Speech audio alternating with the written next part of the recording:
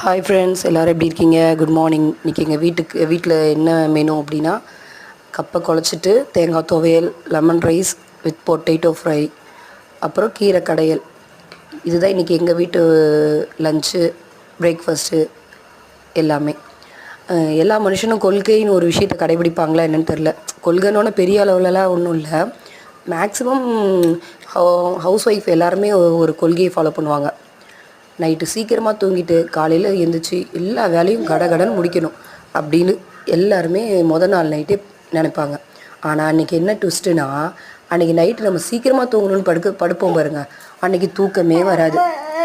10 மணி ஆகும், 11 மணி ஆகும், 12 மணி ஆகும், ஆனால் தூக்கமே வராது. ரொம்ப நேரமாக இருக்கும்.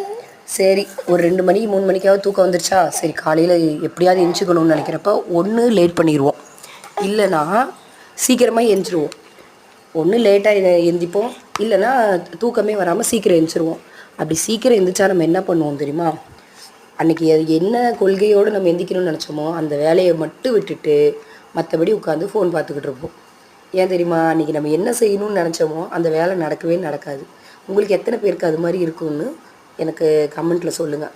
ஏன்னா நிறைய நேரத்தில் நம்ம லேடிஸ் இதை பண்ணணும் அதை பண்ணணும்னு சொல்லி நிறைய நினச்சிட்டு ஆனால் அதை ஃபாலோ பண்ணுறதுக்கு நமக்கு ஞாபகமே இருக்காது. ஒரு எக்ஸாம்பிள் என்ன தெரியுமா? நம்ம வெயிட் லாஸ் பண்ணணும்னு நினைப்போம். நாளைக்கு காலையில் எழுந்து சீக்கிரம் விளக்கேற்றி சாமி கும்பிடணும்னு நினைப்போம். சீக்கிரம் துணிகளெல்லாம் துவைச்சி போடணும்னு நினைப்போம். ஆனால் நம்ம என்றைக்கெல்லாம் நம்ம கொள்கையோடு இருக்கிறோமோ அன்னைக்கெல்லாம் ரொம்ப சோம்பேறி ஆயிடுவோம். இது எல்லார் வீட்லேயும் மேக்ஸிமம் நடக்கும். உங்களுக்கும் அது மாதிரி நடந்துருச்சுன்னா எனக்கு சொல்லுங்கள்.